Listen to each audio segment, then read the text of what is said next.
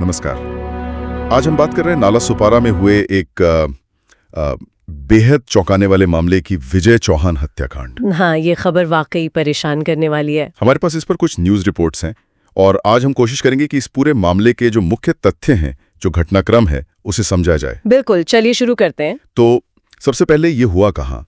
यह है महाराष्ट्र के पालघर जिला और वहाँ नाला सुपारा पूर्व। हाँ, नाला सुपारा ईस्ट। और इसमें जो पीड़ित हैं वो हैं 32 साल के विजय चौहान। और शक के घेरे में है उनकी अपनी पत्नी चमन चौहान 28 साल की, और साथ में चमन का प्रेमी बताया जा रहा है मोनू शर्मा, जो 20 साल का है। और एक बच्चा भी है शायद। हाँ, एक 6 साल का बेटा भी है विजय और चमन का, जो इस पूरी कहानी का एक दुखद हिस्सा है। तो ये घटना हुई कब, क्या पता चला है? रिपोर्ट्स के हिसाब से देखें तो अंदाजा यह है कि विजय की हत्या शायद 5 या 6 जुलाई 2025 के आसपास हुई। ओके, जुलाई की शुरुआत में। हाँ, लेकिन जो बात इस केस को और भी ज्यादा भयानक बना देती है वो है शव को ठिकाने लगाने का तरीका। हाँ, वो तो है। रिपोर्ट्स जो बता रही हैं वो सुन के अजीब लगता है। आरोप है कि चमन और मोनू ने विजय के शव को घर के अंदर ही दफना दिया। घर के अंदर कैसे? घर में ही जमीन में करीब 2 फीट गहरा गड्ढा खोदा गया और शव को उसमें डालकर ऊपर से फिर नई टाइल्स लगवा दी। क्या गड्ढा खोदकर शव डालकर ऊपर से टाइल्स, ताकि पता ना चले? हाँ बिल्कुल, पहचान मिटाने के लिए, ऐसा रिपोर्ट्स में कहा गया है। और एक और बात जो मैंने पढ़ी वो और भी हैरान करने वाली है कि ये टाइल्स लगवाने का काम विजय के भाई मोहन से ही करवाया गया था। हाँ, यही तो इस मामले को और पेचीदा बनाता है।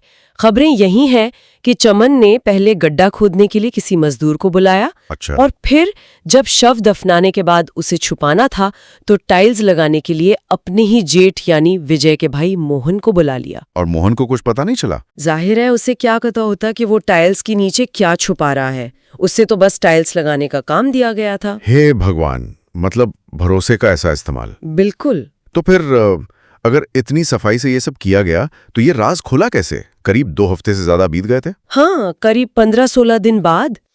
ये किसी के कबूल करने से नहीं खुला, ये खुलासा हुआ पड़ोसियों की वजह से। पड़ोसियों की वजह से कैसे? कुछ पड़ोसियों ने नोटिस किया कि चौहान के घर के एक हिस्से में जो नई टाइल्स लगी हैं वो बाकी के फर्श से बिल्कुल अलग दिख रही हैं।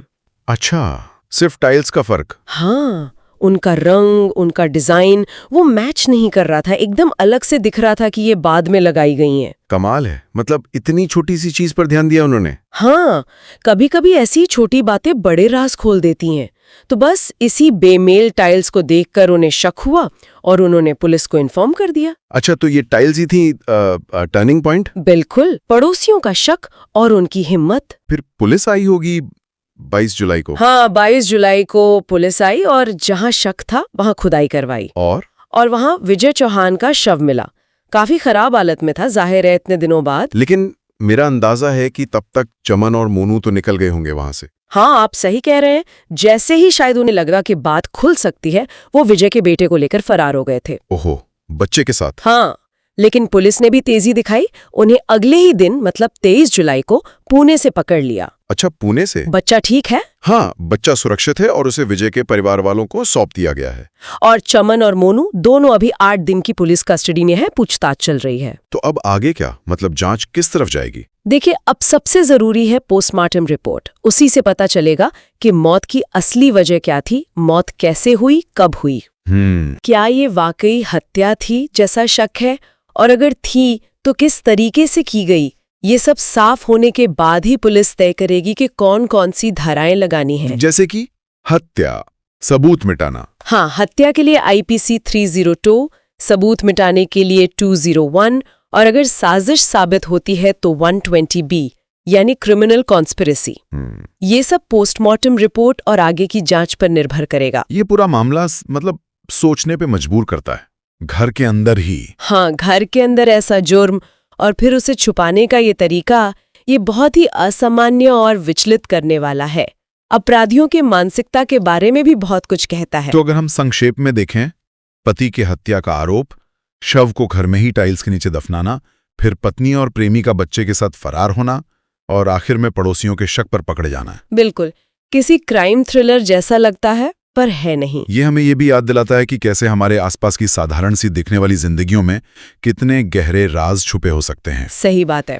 और एक बात और, वो पड़ोसी, अगर वो उन टाइल्स पर गौर ना करते, अगर वो शक होने पर भी चुप रह जाते, हाँ, तो शायद ये मामला दब ही जाता या बहुत देर हो जाती है। ये दिखाता है कि आसपास क्या हो रहा है, उस पर थोड़ी नजर रखना, जागरूक रहना कितना जरूरी है। कभी-कभी एक छोटी सी दिखने वाली गड़बड़ किसी बहुत बड़े सच को सामने ला सकती है। बिल्कुल सही कहा।